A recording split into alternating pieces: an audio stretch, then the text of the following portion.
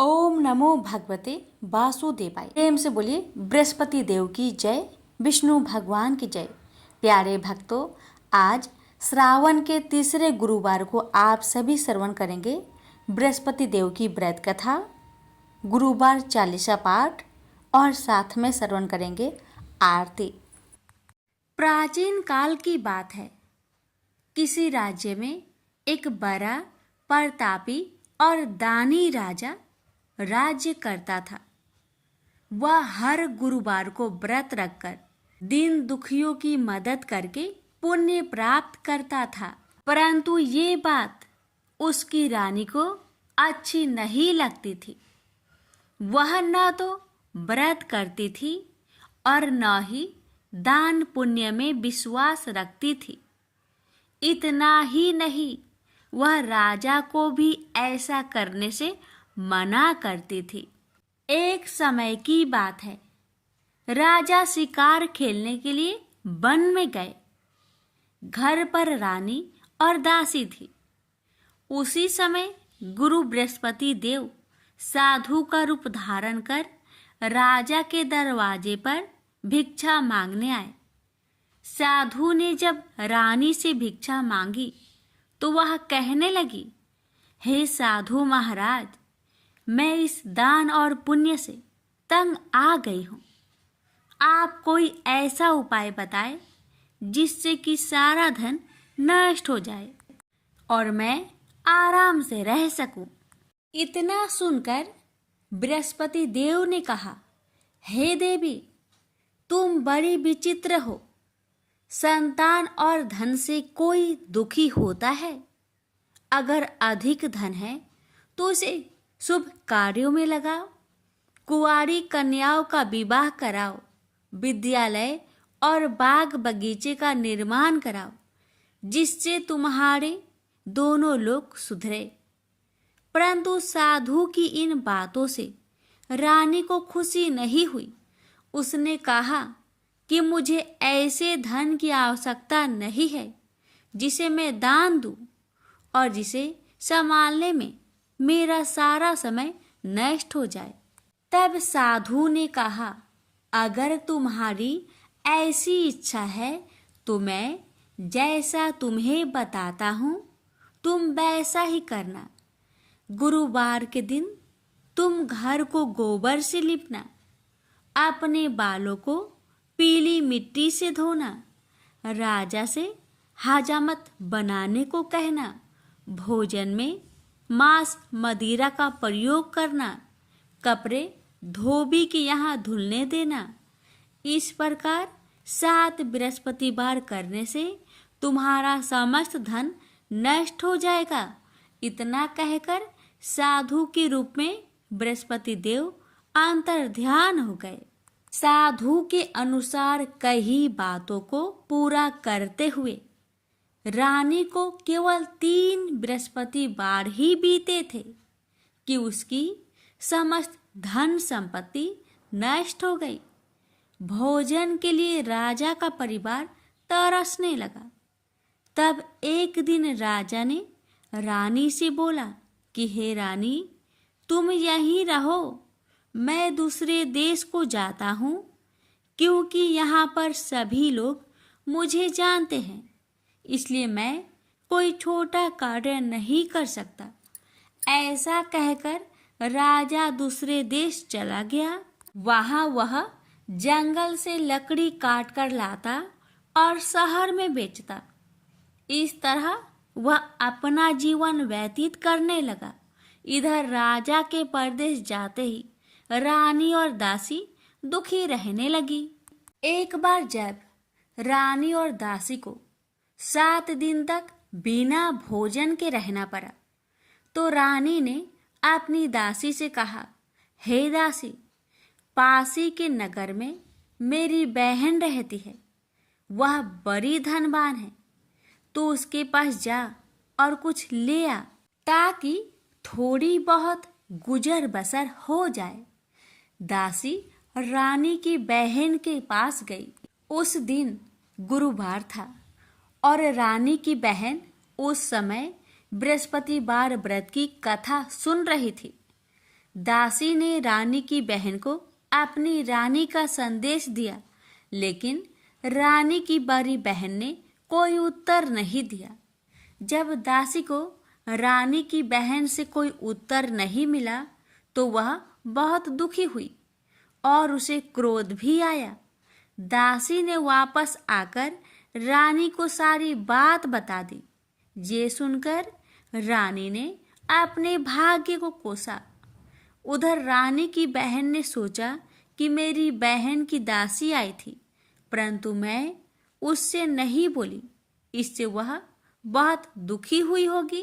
कथा सुनकर और पूजा समाप्त करके वह अपनी बहन के घर आई और कहने लगी, हे बहन, मैं बृहस्पतिवार का व्रत कर रही थी।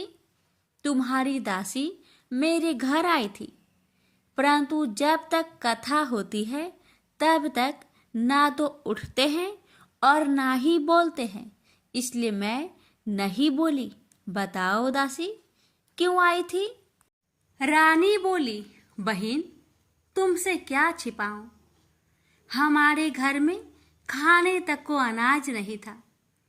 ऐसा कहते कहते रानी की आंखें भर आई। उसने दासी समेत पिछले 7 दिनों से भूखे रहने तक की बात अपनी बहन को विस्तार पूर्वक सुना दी। रानी की बहन बोली, देखो बहन, भगवान बृहस्पति देव सबकी मनोकामना को पूर्ण करते हैं। देखो, शायद तुम्हारे घर में अनाज रखा हो। पहले तो रानी को विश्वास नहीं हुआ, पर बहन के आग्रह करने पर उसने अपनी दासी को अंदर भेजा तो उसे सचमुच अनाज से भरा एक घड़ा मिल गया। यह देखकर दासी को बड़ी हैरानी हुई। दासी रानी से कहने लगी, हे रानी, जब हमको भोजन नहीं मिलता तो हम व्रत ही तो करते हैं, इसलिए क्यों ना इनसे व्रत और कथा की विधि पूछ ली जाए ताकि हम भी व्रत कर सके। तब रानी ने अपनी बहन से बृहस्पतिवार व्रत के बारे में पूछा। उसकी बहन ने बताया, बृहस्पतिवार के व्रत में चने की दाल और मुनक्का से विष्णु भगवान का केले के जड़ में पूजन करे तथा दीपक जलाए, व्रत कथा सुने और पीला भोजन ही करे। इससे बृहस्पति देव प्रसन्न होते हैं। व्रत और पूजन विधि बताकर रानी की बहन अपने घर लौट आई। 7 दिन के बाद जब गुरुवार आया तो रानी और दासी ने व्रत रखा। घुड़सार में जाकर चना और गुड़ लेकर आई। फिर उससे केले की जड़ तथा विष्णु भगवान का पूजन किया। अब पीला भोजन कहाँ से आए? इस बात को लेकर दोनों बहुत दुखी थे। चूंकि उन्होंने व्रत रखा था, इसलिए बृहस्पति देव उनसे प्रसन्न थे। इसलिए वे एक साधारण व्यक्ति का रूप धारण कर 2 थालों में सुंदर पीला भोजन दासी को दे गए। भोजन पाकर दासी प्रसन्न हुई और फिर रानी के साथ मिलकर भोजन ग्रहण किया। उसके बाद वे सभी गुरुवार को व्रत और पूजन करने लगी। बृहस्पति भगवान की कृपा से उनके पास फिर से धन संपत्ति आ गई, परंतु रानी फिर से पहले की तरह आलस्य करने लगी। तब दासी बोली, देखो रानी, तुम पहले भी इस प्रकार आलस्य करती थी। तुम्हें धन रखने में कष्ट होता था, इस कारण सभी धन नष्ट हो गया, और अब जब भगवान बृहस्पति की कृपा से धन मिला है तो तुम्हें फिर से आलस्य होता है। रानी को समझाते हुए दासी कहती है कि बड़ी मुसीबतों के बाद हमने यह धन पाया है, इसलिए हमें दान पुण्य करना चाहिए, भूखे मनुष्य को भोजन कराना चाहिए और धन को शुभ कार्य में खर्च करना चाहिए, जिससे तुम्हारे कुल का यश बढ़ेगा, स्वर्ग की प्राप्ति होगी और पितृ प्रसन्न होंगे। दासी की बात मानकर रानी अपना धन शुभ कार्य में खर्च करने लगी, जिससे पूरे नगर में उसका यश फैलने लगा। बृहस्पतिवार व्रत कथा के बाद श्रद्धा के साथ आरती की जानी चाहिए। इसके बाद प्रसाद बांटकर उसे ग्रहण करना चाहिए। एक दिन राजा दुखी होकर जंगल में एक पेड़ के नीचे आसन जमाकर बैठ गया। वह अपनी दशा को याद करके व्याकुल होने लगा। बृहस्पतिवार का दिन था। एकाएक उसने देखा कि निर्जन वन में एक साधु प्रकट हुए। वह साधु भेष में स्वयं बृहस्पति देवता थे। लकड़हारे के सामने आकर बोले, हे लकड़हारे, इस सुनसान जंगल में तू चिंता मग्न क्यों बैठा है? लकड़हारे ने दोनों हाथ जोड़कर प्रणाम किया और उत्तर दिया, महात्मा जी, आप सब कुछ जानते हैं, मैं क्या कहूँ? यह कहकर रोने लगा और साधु को अपनी आत्मकथा सुनाई। महात्मा जी ने कहा, तुम्हारी स्त्री ने बृहस्पति के दिन बृहस्पति भगवान का निरादर किया है, जिसके कारण रुष्ट होकर उन्होंने तुम्हारी यह दशा कर दी। अब तुम चिंता को दूर करके मेरे कहने पर चलो तो तुम्हारे सब कष्ट दूर हो जाएंगे और भगवान पहले से भी अधिक संपत्ति देंगे। तुम बृहस्पतिवार के दिन कथा किया करो। 2 पैसे के चने मुनक्का लाकर उसका प्रसाद बनाओ और शुद्ध जल से लोटे में शक्कर मिलाकर अमृत तैयार करो। कथा के पश्चात अपने सारे परिवार और सुनने वाले प्रेमियों में अमृत व प्रसाद बांटकर आप भी ग्रहण करो। ऐसा करने से भगवान तुम्हारी सब मनोकामनाएं पूरी करेंगे। साधु के ऐसे वचन सुनकर लकड़हारा बोला, हे प्रभु, मुझे लकड़ी बेचकर इतना पैसा नहीं मिलता जिससे भोजन के उपरांत कुछ बचा सकूं। मैंने रात्रि में अपने स्त्री को व्याकुल देखा है और मेरे पास कुछ भी नहीं जिससे मैं उसकी खबर मंगा सकूं। साधु ने कहा, हे लकड़हारे, तुम किसी बात की चिंता मत करो। बृहस्पति के दिन तुम रोजाना की तरह लकड़ियां लेकर शहर को जाओ। तुम्हारे रोज से दुगुना धन प्राप्त होगा, जिससे तुम भली भांति भोजन कर लोगे तथा बृहस्पति देव की पूजा का सामान भी आ जाएगा। इतना कहकर साधु अंतर्ध्यान हो गए। धीरे धीरे समय व्यतीत होने पर फिर वही बृहस्पतिवार का दिन आया। लकड़हारा जंगल से लकड़ी काटकर किसी शहर में बेचने गया। उसे उस दिन और दिन से अधिक पैसा मिला। राजा ने चना गुड़ आदि लाकर गुरुवार का व्रत किया। उस दिन से उसके सभी कलेश दूर हुए। परंतु जब दोबारा गुरुवार का दिन आया तो बृहस्पतिवार का व्रत करना भूल गया। इस कारण बृहस्पति भगवान नाराज हो गए। उस दिन उस नगर के राजा ने विशाल यज्ञ का आयोजन किया तथा शहर में यह घोषणा करा दी कि कोई भी मनुष्य अपने घर में भोजन न बनावे, न आग जलावे। समस्त जनता मेरे यहाँ भोजन करने आवे। इस आज्ञा को जो न मानेगा उसे फांसी की सजा दी जाएगी। इस तरह की घोषणा संपूर्ण नगर में करवा दी गई।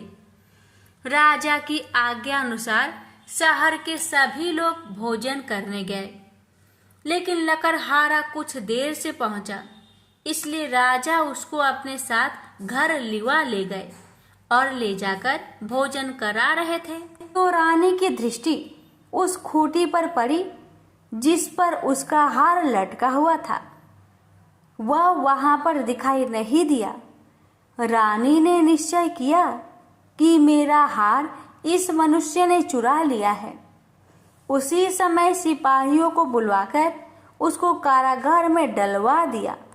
जब लकड़हारा कारागार में पड़ गया और बहुत दुखी होकर विचार करने लगा कि ना जाने कौन से पूर्व जन्म के कर्म से मुझे यह दुख प्राप्त हुआ है, और उसी साधु को याद करने लगा जो कि जंगल में मिला था।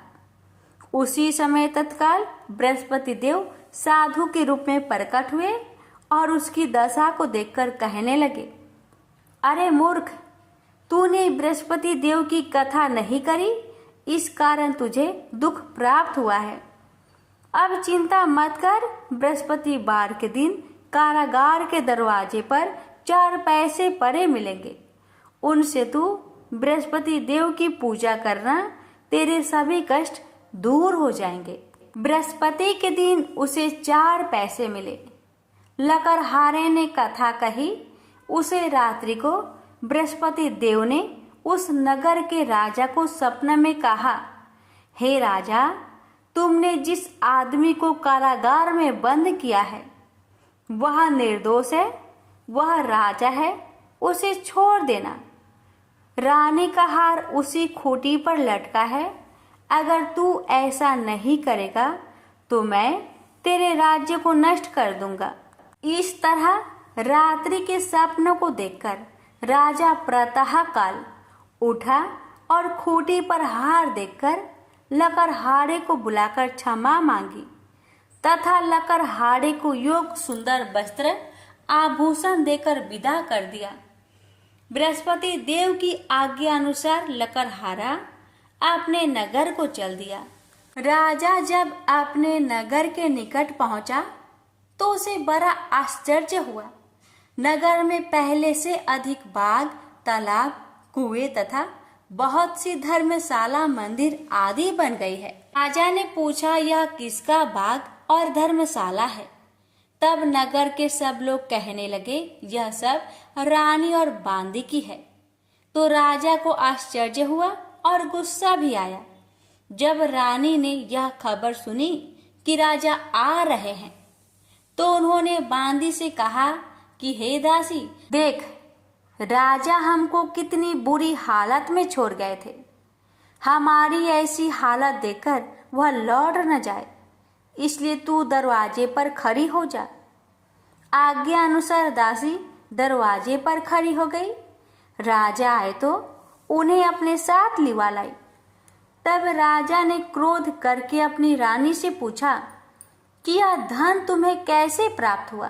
तब उन्होंने कहा, हमें यह सब धन बृहस्पति देव के इस व्रत के प्रभाव से प्राप्त हुआ है। राजा ने निश्चय किया कि 7 रोज बाद तो सभी बृहस्पति देव का पूजन करते हैं, परंतु मैं प्रतिदिन दिन में 3 बार कहानी तथा रोज व्रत किया करूंगा।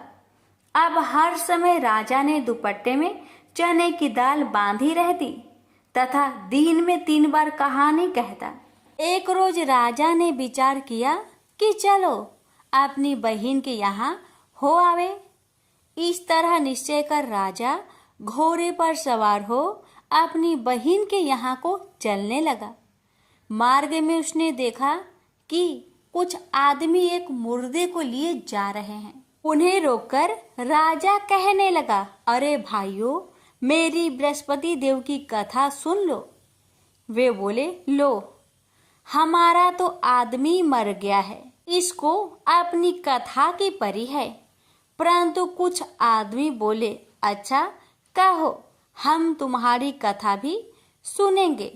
राजा ने दाल निकाली और जब कथा आधी हुई थी कि मुर्दा हिलने लग गया, और जब कथा समाप्त हो गई तो राम राम करके मनुष्य उठकर खड़ा हो गया।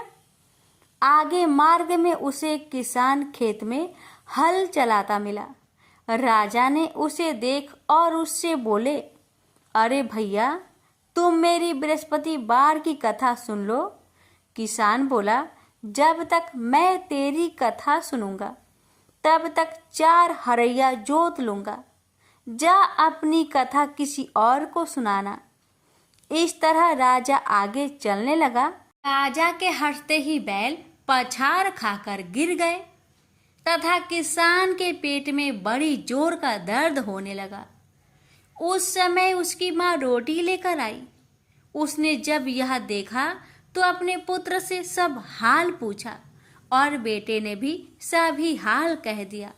तो बुढ़िया दौड़ी दौड़ी उस घोड़ सवार के पास गई और उससे बोली कि मैं तेरी कथा सुनूंगी, तू अपनी कथा मेरे खेत पर चलकर ही कहना। राजा ने बुढ़िया के खेत पर जाकर कथा कही। इसके सुनते ही वह बैल उठ खड़ा हुई तथा किसान के पेट का दर्द भी बंद हो गया।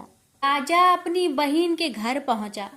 बहन ने भाई की खूब मेहमानी की। दूसरे रोज प्रातःकाल राजा जागा तो वह देखने लगा कि सब लोग भोजन कर रहे हैं। राजा ने अपनी बहन से कहा, ऐसा कोई मनुष्य है जिसने भोजन नहीं किया हो? मेरी बृहस्पतिवार की कथा सुन ले। बहन बोली, हे भैया, यह देश ऐसा ही है कि पहले यहाँ लोग भोजन करते हैं, बाद में अन्य काम करते हैं। अगर कोई पड़ोस में हो तो देख आऊं। वह ऐसा कहकर देखने चली गई, परंतु उसे कोई ऐसा व्यक्ति नहीं मिला जिसने भोजन न किया हो। अतः वह एक कुम्हार के घर गई जिसका लड़का बीमार था। उसे मालूम हुआ कि उनके यहाँ 3 रोज से किसी ने भोजन नहीं किया है। रानी ने अपने भाई की कथा सुनने के लिए कुम्हार से कहा। वह तैयार हो गया। राजा ने जाकर बृहस्पतिवार की कथा कही, जिसको सुनकर उसका लड़का ठीक हो गया। अब तो राजा की प्रशंसा होने लगी। एक रोज राजा ने अपनी बहन से कहा कि हे बहन, हम अपने घर को जाएंगे, तुम भी तैयार हो जाओ। राजा की बहन ने अपनी सास से कहा। सास ने कहा, हाँ चली जा, परंतु अपने लड़कों को मत ले जाना, क्योंकि तेरे भाई के कोई औलाद नहीं है। बहन ने अपने भैया से कहा, हे भैया, मैं तो चलूंगी पर कोई बालक नहीं जाएगा। राजा बोला, जब कोई बालक नहीं चलेगा तब तुम ही क्या करोगी? बड़े दुखी मन से राजा अपने नगर को लौट आया।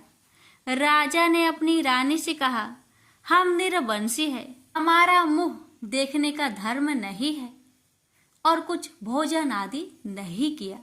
रानी बोली, हे प्रभु, बृहस्पति देव ने हमें सब कुछ दिया है, वह हमें औलाद अवश्य देंगे। उसी रात को बृहस्पति देव ने राजा से सपने में कहा, हे राजा, उठ, सभी सोच त्याग दे, तेरी रानी गर्भ से है। राजा को यह बात सुनकर बड़ी खुशी हुई। 9वें महीने में उसके गर्भ से एक सुंदर पुत्र पैदा हुआ। तब राजा बोला, हे रानी, स्त्री बिना भोजन के रह सकती है, पर बिना कहे नहीं रह सकती। जब मेरी बहन आवे तुम उससे कुछ मत कहना। रानी ने सुनकर हाँ कर दिया। जब राजा की बहन ने यह शुभ समाचार सुना तो वह बहुत खुश हुई तथा बधाई लेकर अपने भाई के यहाँ आई। तभी रानी ने कहा, घोड़ा चढ़कर तो नहीं आई, गधा चढ़ी आई। राजा की बहन बोली, भाभी, मैं इस प्रकार न कहती तो तुम्हें औलाद कैसे मिलती? बृहस्पति देव ऐसे ही हैं, ऐसी जिसके मन में कामनाएं हैं सभी को पूर्ण करते हैं। जो सदा भावना पूर्वक बृहस्पतिवार का व्रत करता है एवं कथा पढ़ता अथवा सुनता है, दूसरों को सुनाता है, बृहस्पति देव उसकी सभी मनोकामना पूर्ण करते हैं। तो प्रेम से बोलिए, बृहस्पति भगवान की जय हो। श्री विष्णु चालीसा। विष्णु सुनिए विनय सेवक की चित लाय, कीरत कुछ वर्णन करो दीजिए ज्ञान बताए। नमो विष्णु भगवान खरारी, कष्ट न सावन अखिल बिहारी। परबल जगत में शक्ति तुम्हारी, त्रिभुवन फैल रही उजियारी। सुंदर रूप मनोहर सूरत, सरल स्वभाव मोहिनी मूरत।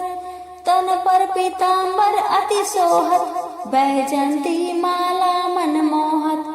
शंख चक्र कर गदा विराजे, देखत दैत्य असुर दल भाजे, सत्य धर्म मद लोभ न गाजे, काम क्रोध मद लोभ न छाजे। संत भक्त सज्जन मन रंजन, धनुष असुर दुष्टन दल गंजन। सुख उपजाए कष्ट सब भंजन, दोष मिटाए करत जन सज्जन। पाप काट भव सिंधु उतारन, कष्ट नाश कर भक्त उबारन। करत अनेक रूप प्रभु धारण, केवल आप भक्ति के कारण। धरनी धेनु बन तुम ही पुकारा, तब तुम रूप राम का धारा। हार उतार असुर दल मारा, रावण आदि को संहारा। आप बराह रूप बनाया, हिरण्याक्ष को मार गिराया। धर्मत्स्य तन सिंधु बनाया, 14 रत्नन को निकलाया। अमीर लख सुमरन दध मचाया, रूप मोहिनी आप दिखाया। देवन को अमृत पान कराया, असुरन को छवि से बहलाया। कुर्म रूप धर सिंधु मझाया, मंदराचल गिरि तुरंत उठाया। शंकर का तुम फंद चुराया, भस्मासुर को रूप दिखाया। ईदन को जब असुर डुबाया, कर प्रबंध उन्हें ढूंढवाया। मोहित बनकर खल ही न जाया, उस ही कर से भस्म कराया। असुर जलंधर अति बलदाई, शंकर से उन किन्हीं लड़ाई। हार पार शिव सकल बनाई, किन सती से छल खल जाई। सुमिरन किन तुम्हें शिवरानी, बतलाई सब विपत कहानी। तब तुम बने मुनीश्वर ज्ञानी, वृंदा की सब सुरति भुलानी। देखत 3 दनुज शैतानी, वृंदा आए तुम्ही लपटानी। हो स्पर्श धर्म क्षति मानी, हाना असुर और शिव शैतानी। तुमने ध्रुव प्रहलाद उबारे, हिरण्याकुश आदि की खल मारे। गणिका और अजमिल तारे, बहुत भक्त भव सिंधु उतारे। हरहु सकल संताप हमारे, कृपा करो हरि सिरजनहारे। देखहु मैं निज दर्श तुम्हारे, दिने बंधु भक्तन हितकारे। चाहत आपका सेवक दर्शन, करहु दया अपनी मधुसूदन। जानो नहीं योग जब पूजन, हो यज्ञ स्तुति अनुमोदन। शील दया संतोष सुलक्षण, विदित नहीं व्रत बोध विलक्षण। अरे हूँ आपका किस विधि पूजन, कुमति विलोक होत दुख भीषण। करहु प्रणाम कौन विधि सुमिरन, कौन भांति में करहु समर्पण। सुर मुनि करत सदा से विकाई, हर्षित रहत परम गति पाई। दीने दुखीन पर सदा सहाय, निज जन जान ले अपनाई। पाप दोष संताप नसाओ, भव बंधन से मुक्त कराओ। सुख संपत्ति दे सुख उपजाओ, निज चरणन का दास बनाओ। निगम सदा ये विनय सुनावे, पढ़े सुने सो जन सुख पावे। प्रेम से बोलिए विष्णु भगवान की जय। अब श्रवण करें बृहस्पति देवता की आरती। ओम जय बृहस्पति देवा, जय बृहस्पति देवा। छीने छीने भोगे लगाऊं, कदली फल मेवा। ओम जय बृहस्पति देवा, तुम पूर्ण परमात्मा, तुम अंतर्यामी। जगत पिता जगदीश्वर, तुम सबके स्वामी। ओम जय बृहस्पति देवा, चरणामृत निज निर्मल, सब पातक हरता। सकल मनोरथ दायक, कृपा करो भरता। ओम जय बृहस्पति देवा, तन मन धन अर्पण कर, जो जन शरण परे। प्रभु पर कट तब हो करे आकर द्वारे खरे। ओम जय बृहस्पति देवा। दीन दयाल दयानिधि भक्तन हितकारी। पापे दोष सब हरता भव बंधन हारी। ओम जय बृहस्पति देवा। सकल मनोरथ दायक सब संचय तारो। विषय विकार मिटाओ संतन सुखकारी। ओम जय बृहस्पति देवा। जो कोई आरती तेरी प्रेम सहित गावे। ज्येष्ठानंद बंद सो निश्चय पावे। ओम जय बृहस्पति देवा। प्रेम से बोलिए बृहस्पति देव की जय।